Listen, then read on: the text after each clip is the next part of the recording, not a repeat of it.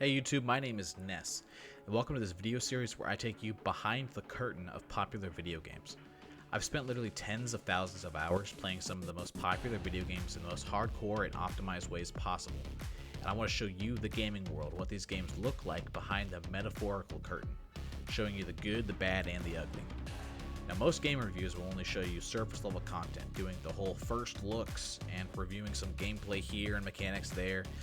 And I'm here to cut the BS and show you what the end game looks like and plays like. Now, throughout the video, I'll be giving some reviews, but I'm just some guy.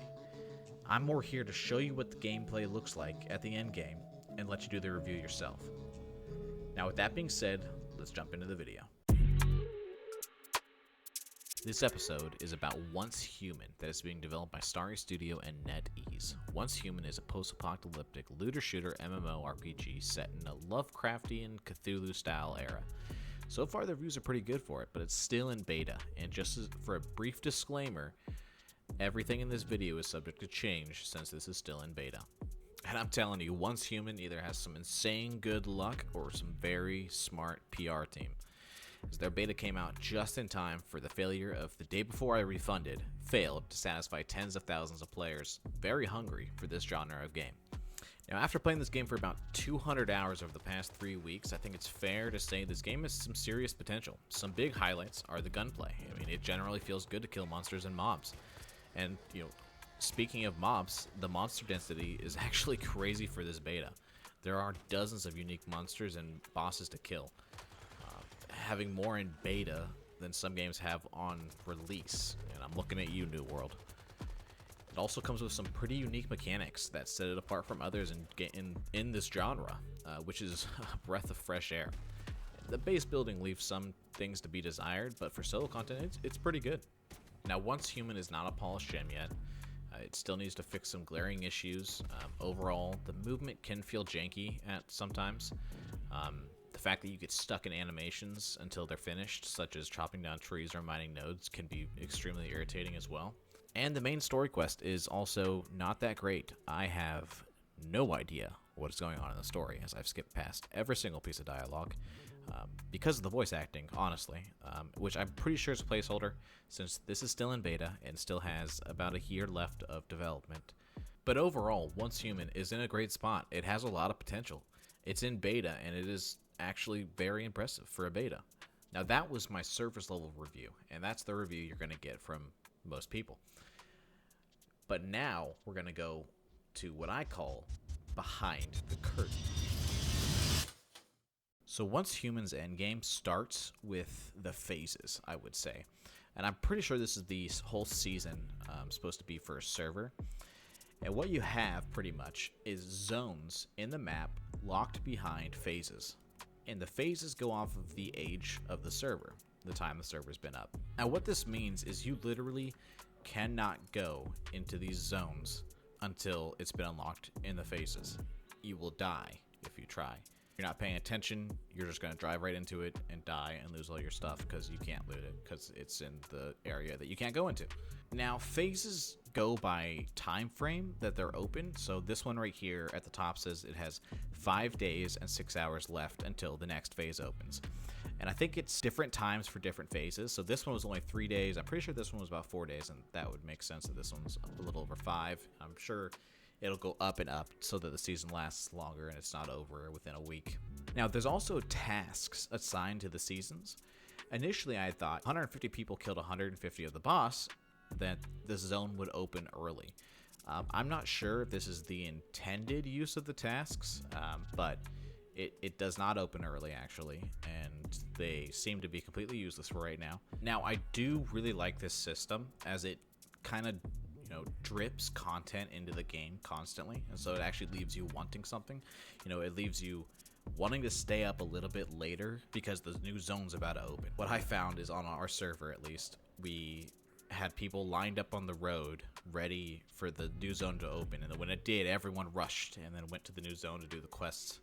And later on, it looks like it also will unlock some PvP activities, I think, so like the Prime War, and just a whole bunch of Prime War tasks, and just eventually public crisis and stuff like that.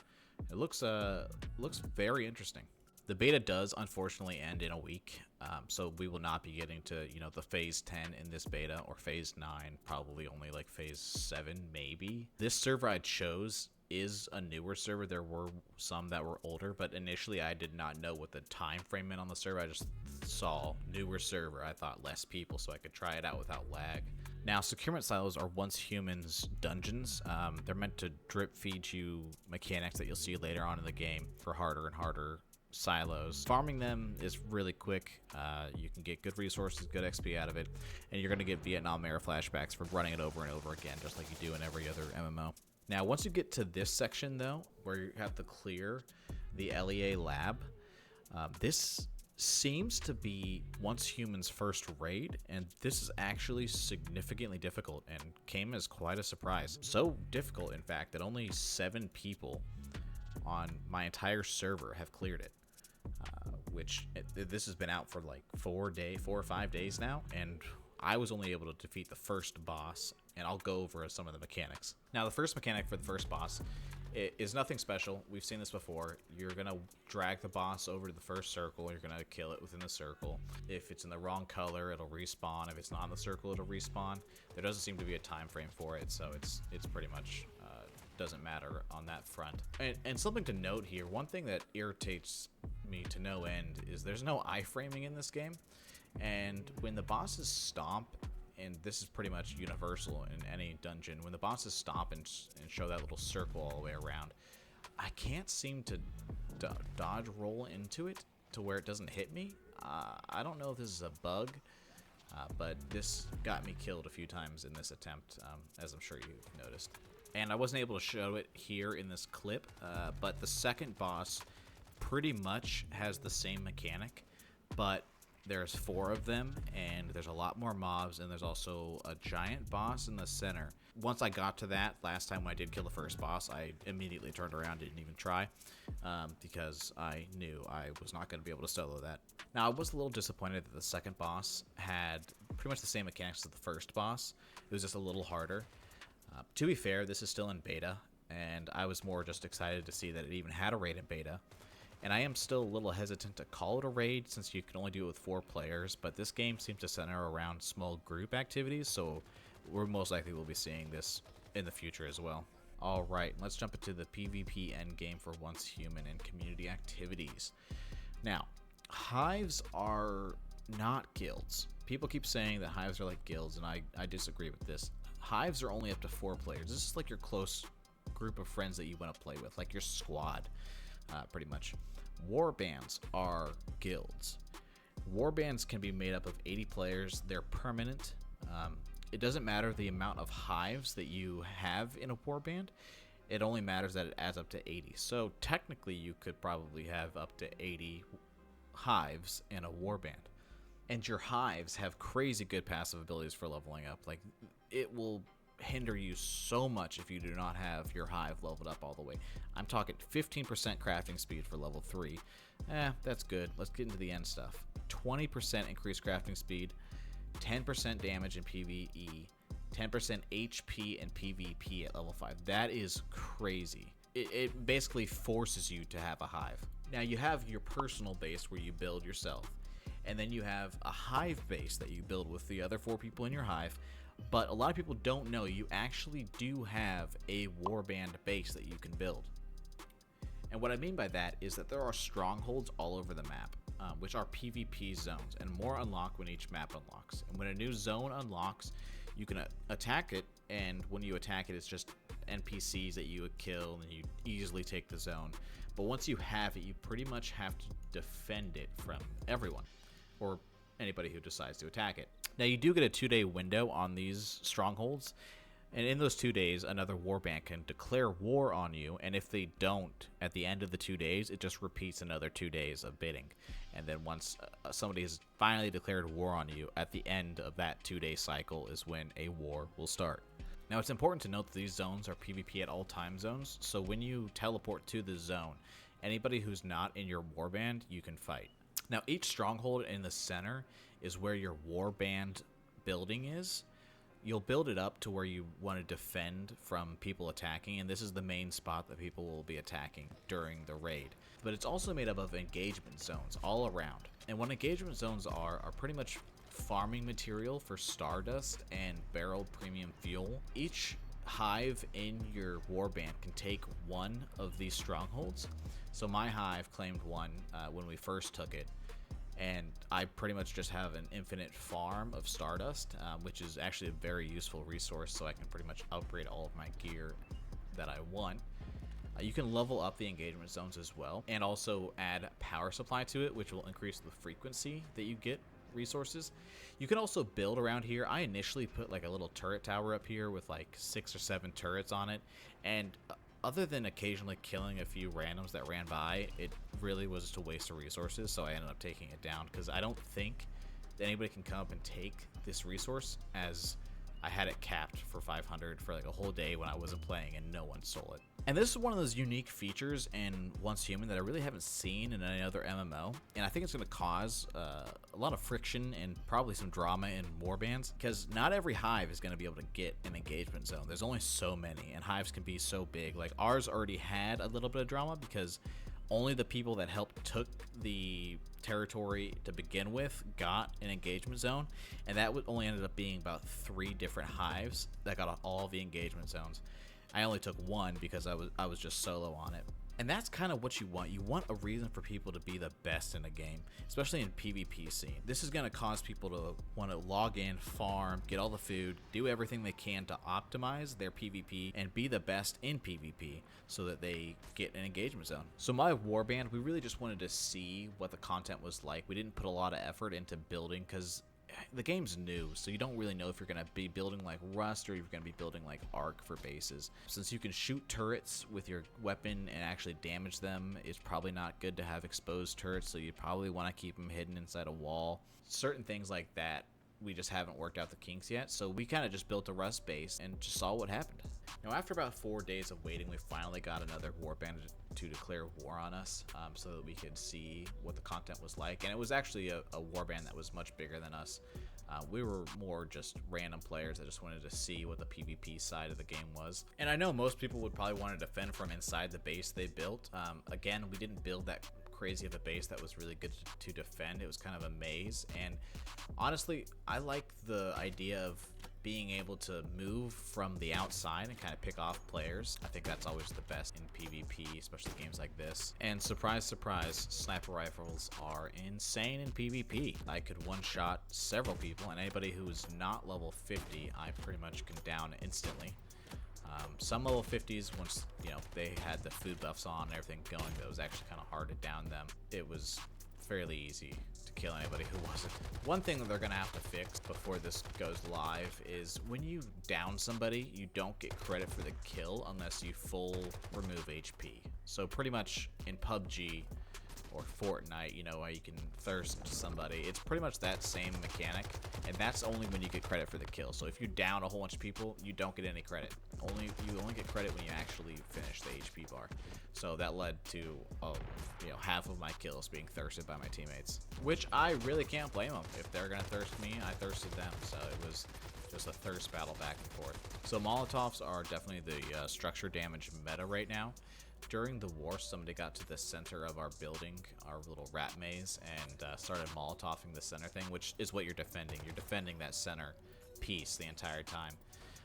And I was able to just break through the walls. I wasn't going to climb through the maze. I just said, nope, I break in the walls. And I broke all the walls, and it ended up killing him right before he was able to completely break the centerpiece so that we didn't lose the game. I'm fairly positive, however, that I could place structures down. I didn't have any materials on me, but the fact that I was able to break them, and when I tried placing one down, all it told me was I didn't have enough resources. So that definitely needs to be fixed. If it's not, then it's just going to turn into a Rust style of throwing down walls every 2 feet that you go. Now, despite being significantly outnumbered, we had more level 50s in our warband, so we did end up winning just because it's so easy to kill anybody lower than level 50. And we did have this guy named Garwood in our warband that just kept dropping people left and right, and he was really cleaning up house, so he really helped us win. Unfortunately, at the end, for some reason, I disconnected. I don't know. I ran a speed test and my internet was all good and everything. I don't know why. I just froze up and completely dropped and ended up logging back in, and we had won. Now you do get a little reward for winning in the defense, and I'm not sure if it's based off of participation or if it's just everybody gets it. You also get a reward for taking a territory as well. It's pretty much the same, nothing special, just a little resource reward. Other than that, the end game is pretty blank right now. That's understandable because this is a beta. My server is also pretty new, so it doesn't have all the other phases unlocked. But that also raises a point of interest. People are going to get to this point where they're waiting for phases to unlock for a whole week, possibly, so they get that new content. So I think the phases definitely need to come out sooner than they are right now, because if not, the game just kind of turns into this farming for resources, for endless resources. And acid is one of the hardest resources to get and one of the resources you need the most. You need it for crafting medical, you need it for crafting ammo, and you need it for crafting even metal like tungsten and aluminum later on. And it's everywhere. You just need an endless supply of resources. Thankfully, there is a warband shop that actually sells acid, and you can buy it for the stardust source that you get from your infinite farm in your engagement zone. But it is a significant amount. I mean, I could buy over 200 right now, but that would be all of my stardust, and I wouldn't be able to upgrade my weapons. It also turns into a little bit of a scavenger hunt to find all the mimetics that you can add, all the attribute points, because you don't have enough to select everything that you need. So you kind of have to pick and choose until you get them all. And it's just going to turn into you searching on YouTube, what's the best route to get them all. I feel like if it's not that important, it shouldn't be in the game.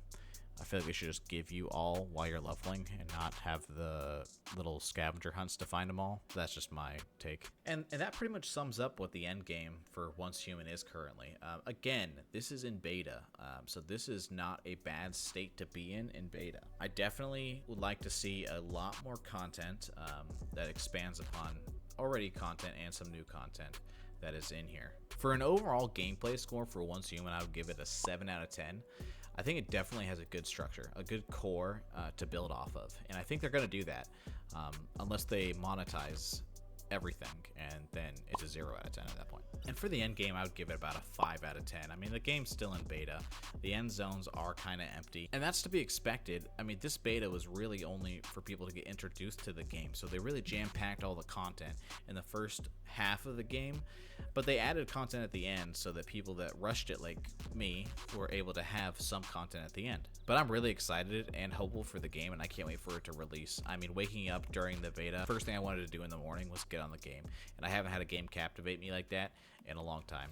So if you enjoy this genre of game, then you are really going to enjoy Oncehuman. Alright guys, that just about does it for my behind the curtain review of Oncehuman. Hope you learned something and enjoyed seeing an endgame review. Please let me know what you thought of the game and leave a review down below in the comments. And also let me know what games you want me to review the endgames of next. This is my first official video on YouTube, as I only have 10 subscribers. Liking and subscribing would help more than you could probably imagine. And it would let me know if you want to see more of these kinds of videos. Anyways, I'm Ness, and you guys have a good night.